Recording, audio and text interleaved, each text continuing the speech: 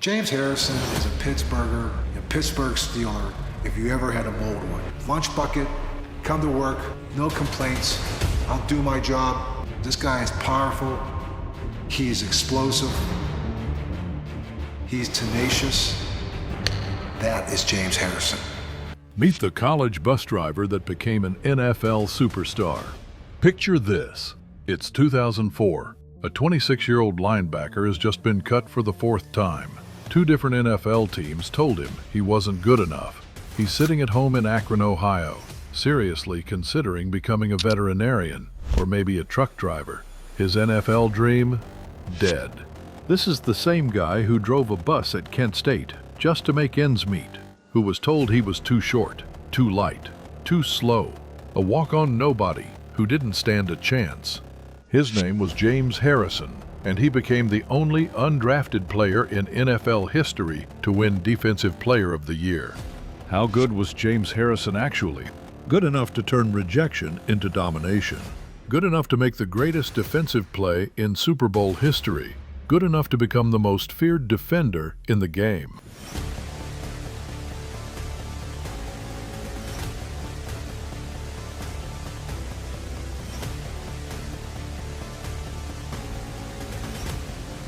Chapter 1. The Rise. Akron, Ohio, blue collar, working class. This is where James Harrison's story begins. Born May 4th, 1978, the youngest of 14 children, his father drove a chemical truck. His mother worked multiple jobs. Harrison grew up 40 miles from Cleveland Browns Stadium, dreaming about playing for his hometown team. But here's the thing nobody tells you about James Harrison's early life. He was a troubled kid. Not troubled like skipped class, troubled like nearly threw away his entire future. High school. Coventry High School. Harrison was a monster on the field. Running back, linebacker, everything. The kid was unstoppable. Ohio State wanted him. Notre Dame, Nebraska. Powerhouse programs were calling. And then Harrison self-destructed. Senior year. First, he challenged an assistant coach to a fight. Got suspended 2 games.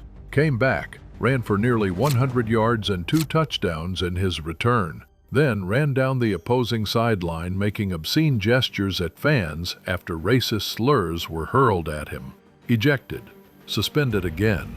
Then came the BB gun incident in the school locker room. Actual criminal charges. Court. A guilty plea. Ohio State? Gone. Notre Dame? Rescinded.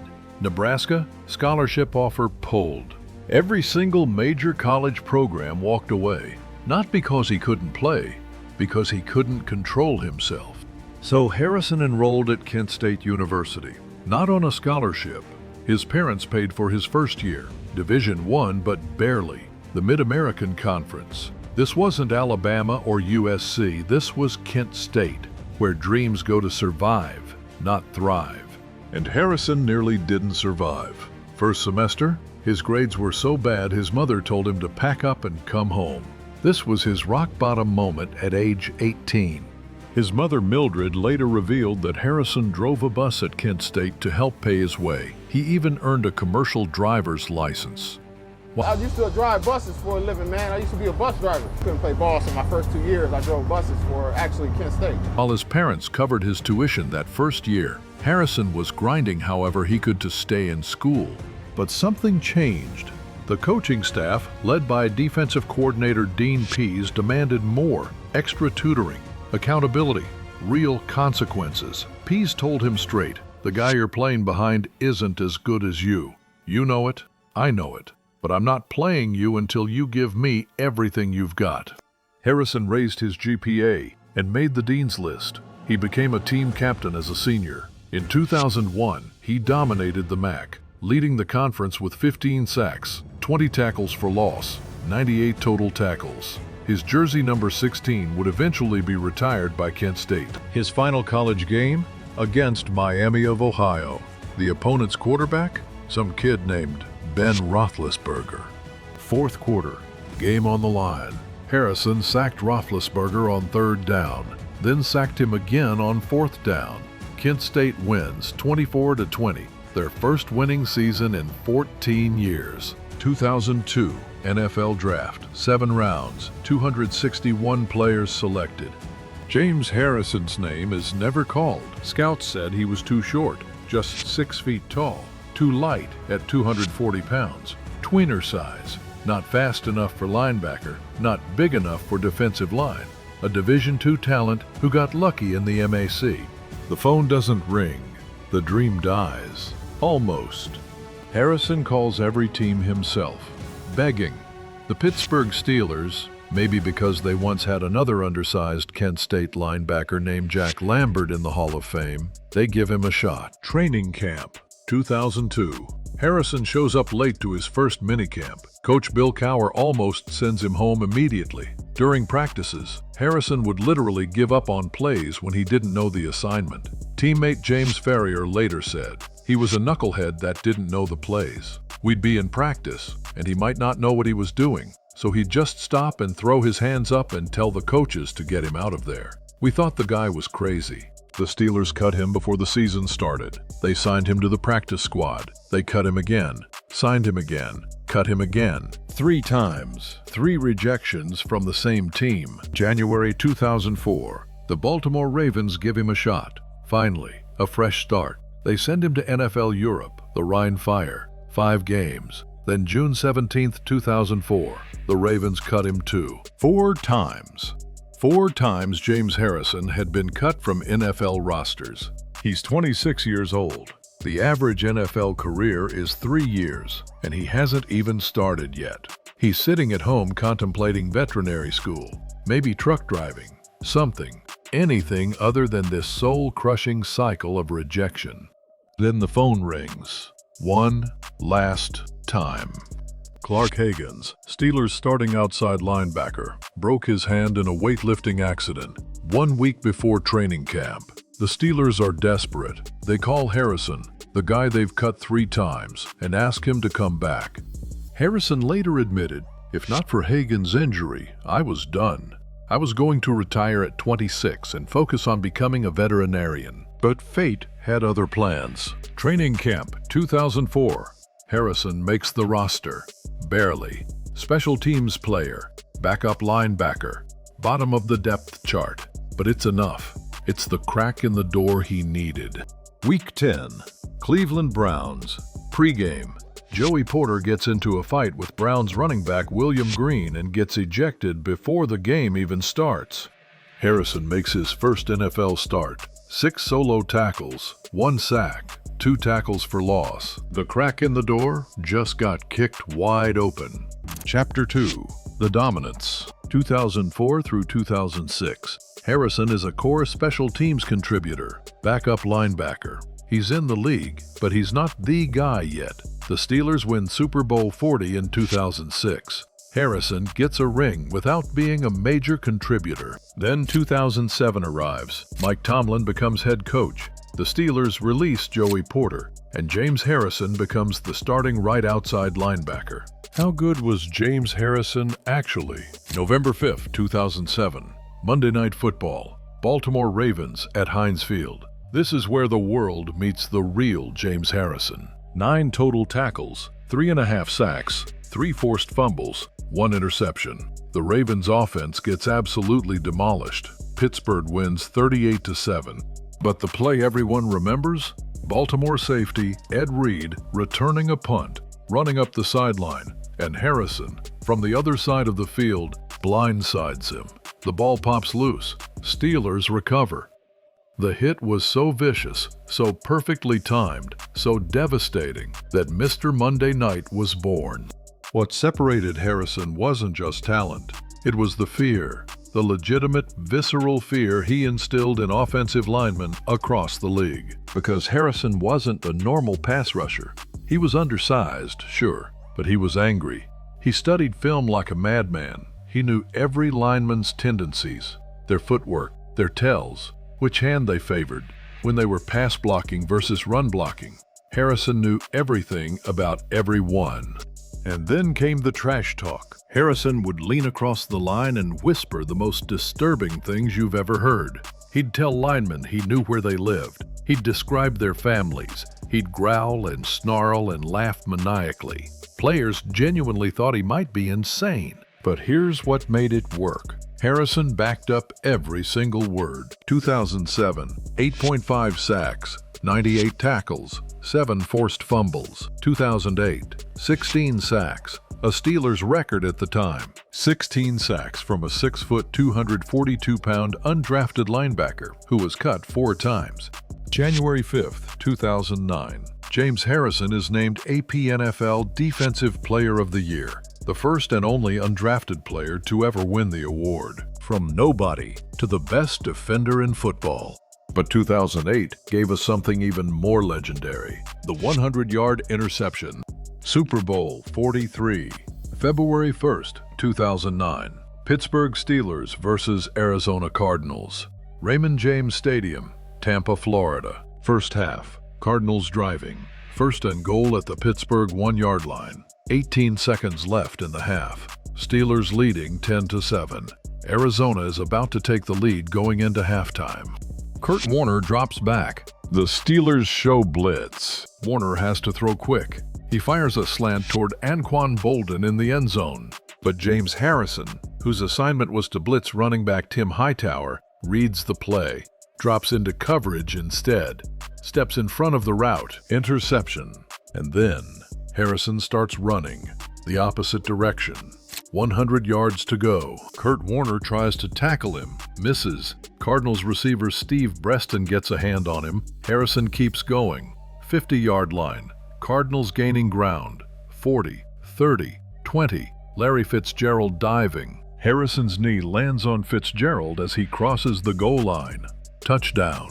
As time expires, first half over. Instead of Arizona leading 14-10, Pittsburgh leads 17-7, a 14-point swing, the longest play in Super Bowl history at the time. Harrison collapses in the end zone. Teammates celebrate around him. He spends several minutes trying to catch his breath. The cameras show him gasping for air. Days later, Saturday Night Live's Kenan Thompson would parody him on Weekend Update, still out of breath. The Steelers win 27-23. Harrison's interception return is the difference. Dick LeBeau, Steelers defensive coordinator. It's the greatest single defensive play in Super Bowl history. I really believe that. The brutal hitting style. But what really defined Harrison, what separated him from every other player, was his hitting style. His brutal, fearless, bone-crushing, knockout-inducing, career-threatening hitting style. 2010. This is where things get controversial. October 17th, Cleveland Browns at Pittsburgh. Harrison knocks out 2 Browns receivers in the same game. Joshua Cribbs, helmet-to-helmet hit, concussion. Mohamed Massaquoi, another massive hit, concussion. The NFL fines Harrison $75,000 for the Massaquoi hit, one of the largest fines for an on-field hit at that time. But that's just the beginning. Week after week, Harrison gets fined. $20,000 for hitting Drew Brees from behind. Another heavy fine for spearing Ryan Fitzpatrick. By the end of 2010, Harrison had been fined approximately $120,000 for illegal hits. Harrison told Fox Sports Radio he was considering retirement because of the fines. I'm going to sit down with my coach tomorrow and see if I can actually play by NFL rules and still be effective. If not, I may have to give up playing football. But the hits didn't stop. The fines didn't stop. The dominance didn't stop. 5 consecutive Pro Bowls from 2007 to 2011. 2 All-Pro selections. From 2007 to 2011, 54 combined sacks and 27 forced fumbles. He and LaMarr Woodley were the most feared pass-rushing duo in football. Harrison led the Steelers to Super Bowl XLV in 2011. They lost to the Packers, but Harrison had cemented his legacy, the greatest undrafted defensive player in NFL history. By 2016, at age 38, Harrison became the Steelers' all-time sack leader with 79.5 career sacks, passing Jason Gilden's 77 sacks. Every single sack earned by a player nobody wanted, an undrafted walk-on who wouldn't quit. Chapter 3. The Twilight and Legacy. 2013. The Steelers and Harrison can't agree on a salary reduction. He's 35. The team thinks he's done. Harrison signs with the Cincinnati Bengals. one season. Then on August 30th, 2014, Harrison retires for exactly 24 days. The Steelers call. Injuries have decimated the linebacking core. They need him. At 36 years old, Harrison comes out of retirement and plays 4 more seasons in Pittsburgh. Off-field moments that got noticed. But Harrison's off-field moments became as legendary as his on-field dominance. 2009. The Steelers visit the White House after winning Super Bowl XLIII. Harrison doesn't go. When asked why, he says, "If you want to see the Pittsburgh Steelers, invite us when we don't win the Super Bowl. As far as I'm concerned, Obama would have invited Arizona if they had won." He'd also skipped the White House visit after Super Bowl XL under President Bush. Harrison just didn't care about anything that wasn't football. August 2015. Harrison makes national headlines for a different reason. He posts on Instagram that his sons, ages 6 and 8, received participation trophies. Harrison's response? He's giving them back. "While I am very proud of my boys for everything they do and will encourage them till the day I die, these trophies will be given back until they earn a real trophy. I'm sorry I'm not sorry for believing that everything in life should be earned. And I'm not about to raise 2 boys to be men by making them believe that they are entitled to something just because they tried their best." The internet exploded. Some praised his tough love approach, others criticized him. But it was pure Harrison, a man who was never handed anything, refusing to let his sons believe the world owed them something.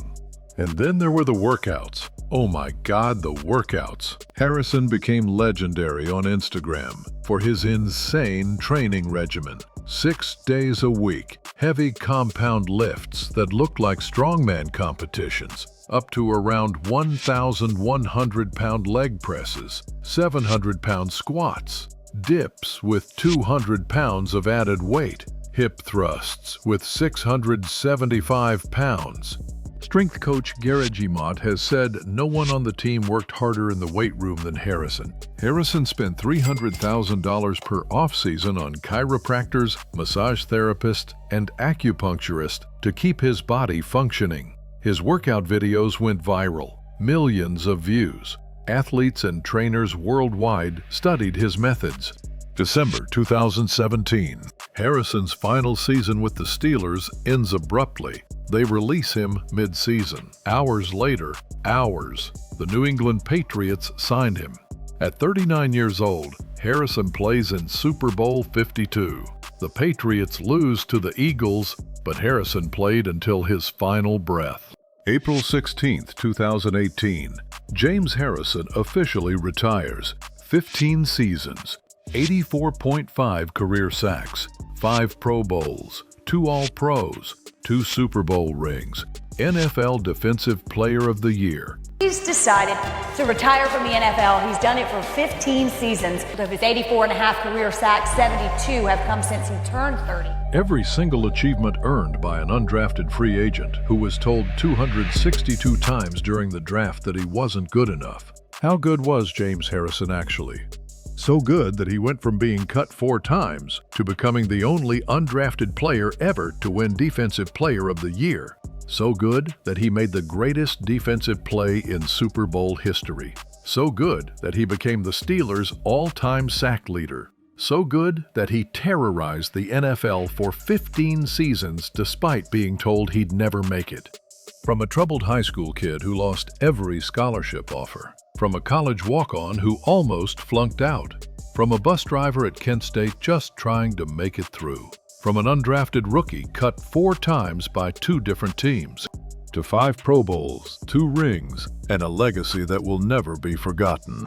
James Harrison didn't just make it to the NFL. He conquered it on his own terms, through pure will, terrifying violence, and the refusal to accept that he didn't belong. If this story inspired you, smash that like button. Subscribe to End Zone Exposed for more untold NFL legends. Drop a comment telling us which player we should cover next, because stories like James Harrison's, stories of impossible odds and undeniable will, these are the stories that matter. End Zone Exposed is where the truth always scores.